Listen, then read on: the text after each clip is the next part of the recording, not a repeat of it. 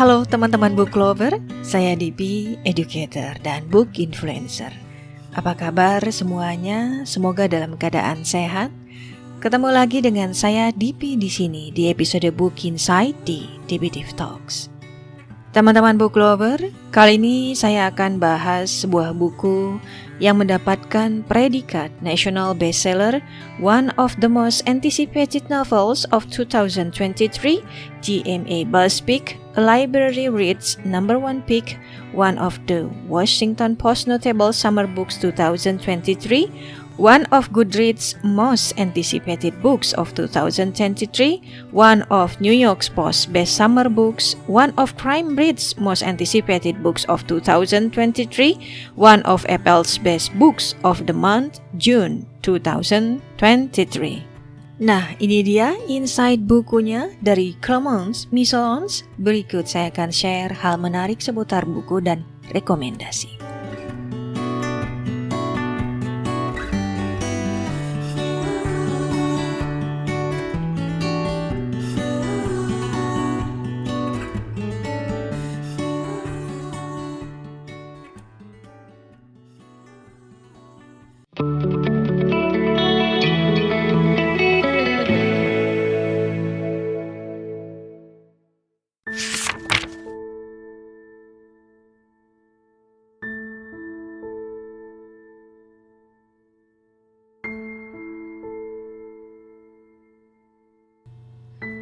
The Quiet Tenant ditulis oleh Clemence Misons. Jenis buku murder thrillers, psychological thrillers, suspense thrillers.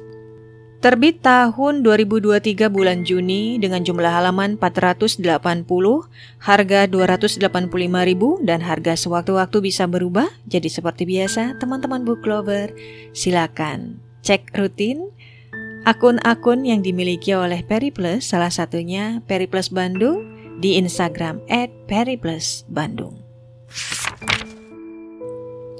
Aiden Thomas adalah pria pekerja keras dan sosok yang disukai di kota kecil bagian utara New York tempat dia tinggal.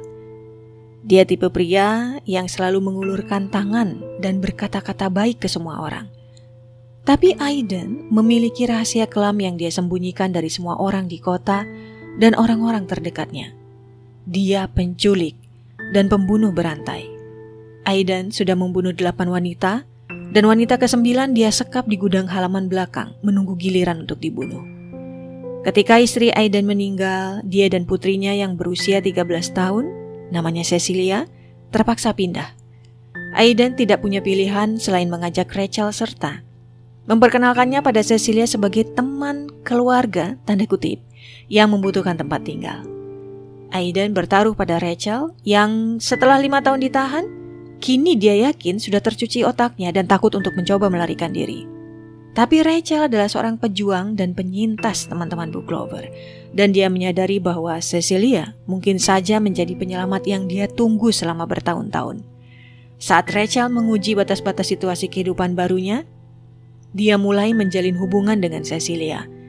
Dan ketika Emily, seorang pemilik restoran lokal, mulai menyukai duda tampan itu, Emily mendapati dirinya tertarik ke orbit Rachel dan Cecilia dan nyaris menemukan rahasia Aiden.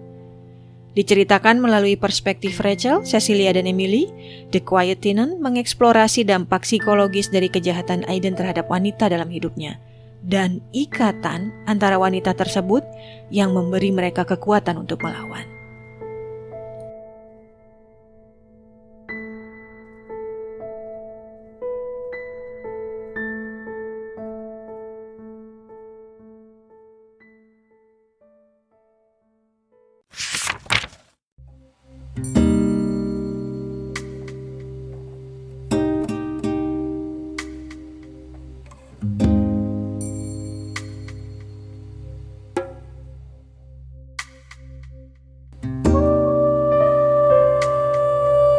Baik teman-teman book lover, mari kita masuk ke unsur-unsur cerita. Seperti biasa kita mulai dari tokoh dan karakter. Di buku ini ada tokoh bernama Aiden Thomas. Dia pembunuh berantai, menyekap Rachel di gudang belakang rumahnya.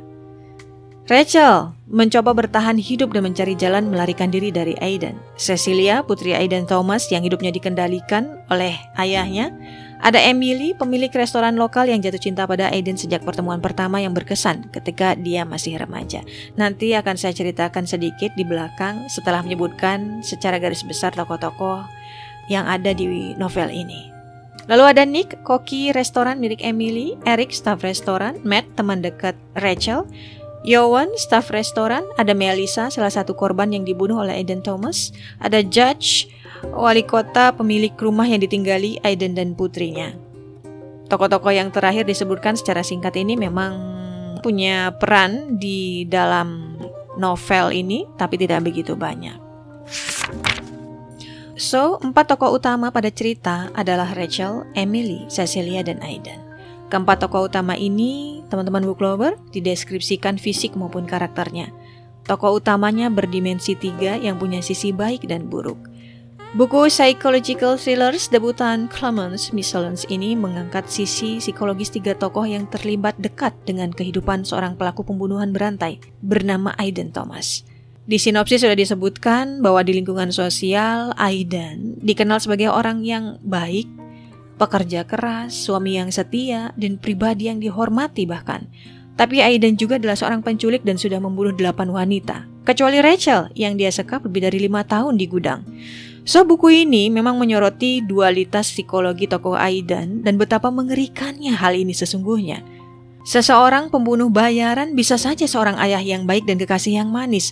Dan seorang pembunuh sesungguhnya melakukan aktivitas-aktivitas seperti orang biasa ketika dia tidak sedang membunuh. Seperti Aiden, dia pembunuh berantai, tapi juga dia tampak baik-baik saja di mata orang-orang yang ada di dekatnya. Latar belakang Aiden Thomas tidak digarisbawahi di novel ini, hanya beberapa poin yang dibagikan seperti ruangan di rumahnya, tidak ada jejak identitas Aiden yang kuat selain foto Cecilia, koleksi buku almarhumah istri Aiden, dan beberapa barang kenangan. Di rumah juga tidak ada telepon rumah, tidak ada komputer desktop, ponsel tersimpan rapi, bahkan ponsel Cecilia ada di Aiden begitu Cecilia pulang dari sekolah. Apakah memang seperti ini ya perilaku seorang pembunuh berantai? Bagaimana menurut teman-teman? Latar belakang masa lalu yang membuat Aiden Thomas menjadi pembunuh berantai juga tidak ditonjolkan dan tidak ada bagian ber-POV Aiden di buku ini. Satu hal yang bisa jadi bahan dugaan hanya soal Aiden yang disebutkan dia putus kuliah medis, teman-teman book lover, dan kemudian menjadi marinir yang bertugas di korps rumah sakit sebagai petugas di sana. Mungkin ia menyimpan dendam dan kebencian pada hidupnya karena itu. Apakah hal semacam ini cukup untuk mendorong seseorang menjadi pembunuh berantai? Bagaimana menurut teman-teman? The Quiet Tenant menjadi novel thriller yang menarik juga karena menggarisbawahi sisi psikologis tokoh utama wanitanya, dampak serta perjuangan Rachel, si korban, Cecilia, putri Aiden, dan Emily, kekasih Aiden, untuk melawan kejahatan pembunuh tersebut. Dari tokoh Rachel, kita bisa menyelami ada perang batin dan trauma psikologis yang dia alami, impact dari penyekapan dan kekerasan yang dia terima bertahun-tahun. Karakter dalam cerita menarik dan terasa nyata. Sebagai pembaca, saya dapat masuk ke dalam benak tokoh. Meski frustasi karena sikap dan pikiran Rachel tadi ya, namun ada sisi di mana saya diberikan kesempatan untuk bisa memahami keputusannya dan berempati lebih dalam pada para tokoh wanita utama di buku ini. Untuk alur, novel ini punya alur kombinasi maju mundur diselingi flashback. Salah satunya misalnya flashback Rachel saat dia diculik oleh Aiden. Terus terang awalnya mungkin sulit untuk pembaca masuk ke dalam cerita karena bab-babnya yang singkat, teman-teman book lover, dan tokohnya yang kadang terasa samar. Ini sebenarnya ngomongin tokoh siapa gitu ya. Bagian yang saya suka dari novel debutan ini adalah permainan POV-nya yang digunakan dan sisi pendalaman psikologis para tokoh utama. Teman-teman book lover, ini yang paling saya suka. Buku ini tidak hanya punya kombinasi POV 2 dan POV 1, tapi POV 1-nya juga ada yang beradegan pengalaman saat dibunuh dan seolah-olah renungan si korban. Kisahnya sendiri dipenuhi dengan psikologi tokoh, terutama perasaan dan pikiran Rachel, perkembangan emosinya, juga psikologi tokoh Cecilia dan Emily. Pace-nya di beberapa adegan mungkin terasa lamban, teman-teman book lover, pelan. Terutama waktu ada di periode latar kehidupan Emily sebagai pemilik restoran dan periode transisi Rachel dari gudang ke rumah. Tapi saya merasa bagian ini memang perlu dibangun karena alasan-alasan yang tertentu. Cerita berlatarkan kota kecil bagian utara New York dengan beberapa lokasi seperti restoran milik Emily, rumah Aiden, gudang penyekapan, dan beberapa bab tidak begitu jelas latarnya di mana. Nanti coba teman-teman book lover baca. Latar waktu masa kini karena di salah satu adegan menyebutkan podcast. Beberapa fisik lokasi dideskripsikan detail, misalnya rumah Aiden dan gudang. Konflik utama cerita ada pada Rachel yang berusaha untuk melepaskan diri dari sekapan Aiden. Konflik-konflik internal tokoh juga ada di cerita ini. Misalnya Rachel yang terjebak trauma penyekapan dan penyiksaan dengan manipulasi dari Aiden dan kondisi mentalnya sendiri memang labil sebelum dia diculik. Emily tidak dalam kondisi mental yang kuat dan stabil sejak ditinggal meninggal tiba-tiba oleh ayahnya yang terkena serangan jantung 2 tahun lalu dan ibunya juga kecelakaan mobil di tengah kabut tak lama kemudian. Konflik internal Cecilia sendiri seputar rasa takut tertentu terhadap ayahnya dan hidupnya yang dikendalikan oleh Aiden. Ngomong-ngomong soal adegan romance, di buku ini punya adegan romance, teman-teman book lover. Tapi romansnya tuh mungkin agak terasa berbeda, agak nano-nano gimana gitu ya. Karena meski manis, tapi pembaca paham siapa Aiden sebenarnya. Di sini lewat romance ini kita bisa menyelami perasaan ketertarikan Emily terhadap Aiden yang makin kuat seiring berjalannya waktu. Juga momen-momen insecure selama berhubungan dengan Aiden. Bagaimanapun juga Emily sebenarnya sudah menyukai Aiden sejak lama dan sekarang pria itu membalas perhatian padanya. Saya juga suka ide-ide kecil tertentu di dalam cerita, misalnya tentang aturan-aturan hidup di dalam gudang dan di luar gudang yang disebutkan oleh Rachel. Ini rules-nya lumayan, ada beberapa yang sampai 6 atau lebih gitu ya. Nanti teman-teman book lover bisa cek sendiri di bukunya. Dan menurut saya, penyebutan barang-barang tertentu yang dimiliki Rachel sebagai barang yang dimiliki korban-korban sebelumnya juga menjadi satu ide yang unik untuk buku ini. Bahwa Rachel baca buku Stephen King It dan punya beberapa barang lainnya, lalu di bab lainnya kemudian diceritakan lagi dari POV korban terkait barang-barang tersebut. Ini membuat kesan tersendiri terkait pembunuh berantai dan psikologis tokohnya. Apakah ini merupakan psikologis yang umum ya, yang ada pada pembunuh berantai? Bagaimana menurut teman-teman? Latar kehidupan restoran dari tokoh Emily juga cukup hidup dengan narasi-narasi seputar pembuatan minuman, misalnya Cherry Coke dan Virgin Old Fashioned. Dari awal, kisah di buku ini membangkitkan rasa penasaran karena poin-poin misterinya juga, teman-teman book lover. Misalnya tentang Cecilia sebenarnya dilecehkan secara seksual oleh ayahnya atau enggak? Kenapa Aiden tidak disukai oleh orang tua istrinya? Dan siapa jati diri Rachel sebenarnya? Sayangnya, teman-teman book lover, gak semua rasa penasaran ini terpuaskan begitu selesai membaca bukunya. Barangkali Aiden memang mencintai putrinya ya. Meski definisi cinta di sini bisa jadi berbeda mengingat profilnya yang juga pembunuh berantai itu. Tidak hanya itu, rasa penasaran juga menghantui terkait korban-korban Aiden yang tidak dielaborasi mendalam.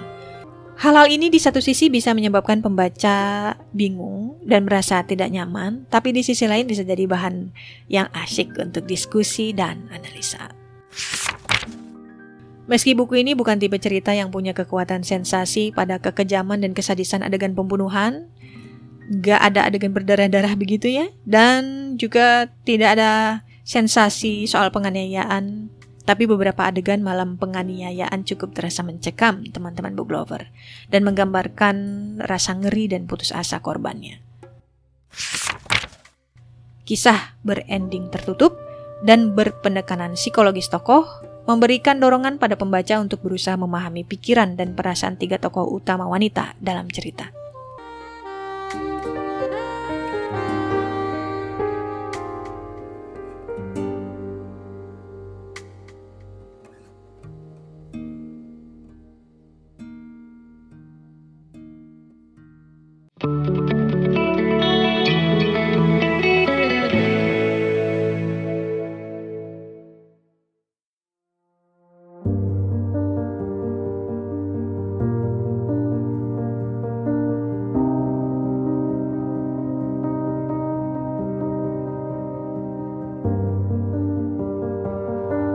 The Quiet Tenant lebih tepat untuk psikologi suspense. Kisahnya sendiri tidak punya plot twist yang mencengangkan dari sisi misterinya dan bukan tipe cerita yang berdarah-darah.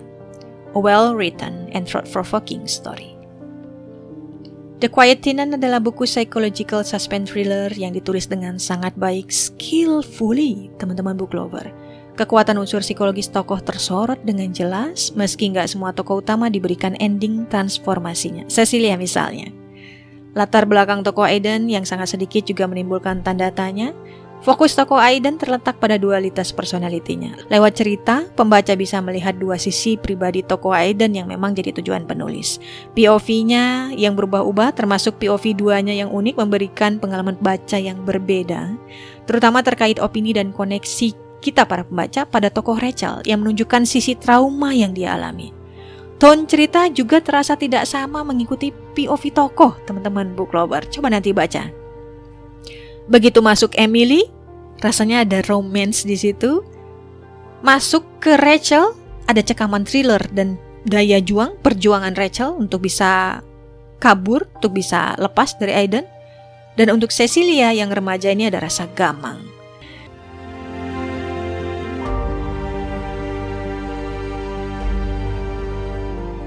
Nah, itu dia book insight novel The Quiet Tenant dari Clemence Missolons. Semoga bisa memberikan gambaran seperti apa bukunya dan bisa menjadi pertimbangan untuk teman-teman book lover untuk memiliki buku ini. Terima kasih. Jangan lupa follow akun DP Div Talks di Spotify, juga akun Instagram @dpdivofficial. Biar teman-teman book lover bisa dapat notifikasi postingan terbaru podcast ini. Ingat juga untuk follow akun @periplusbandung dan @periplusid. Versi tulisan review buku ini bisa dibaca di blog saya di dbdiv.com, teman-teman book lover. Di sana ada review buku-buku lainnya juga. Versi video audio podcast ini bisa ditonton di YouTube DPDiv Official. Soon akan segera saya posting. Saya mohon teman-teman berkenan memberikan dukungan untuk akun DPDiv Talks dengan cara share konten ini di Instagram Story atau media sosial yang teman-teman book lover miliki. Sekali lagi terima kasih untuk teman-teman yang sudah dengerin dan dukung podcast saya ini. Terima kasih Periplus Bandung dan Periplus Indonesia. Sampai ketemu lagi di episode berikutnya ya. Bersama DP, tetaplah membaca karena membaca membuka jendela dunia. DPDiv Talks, let's encourage each other to shape a better future through education and book recommendation.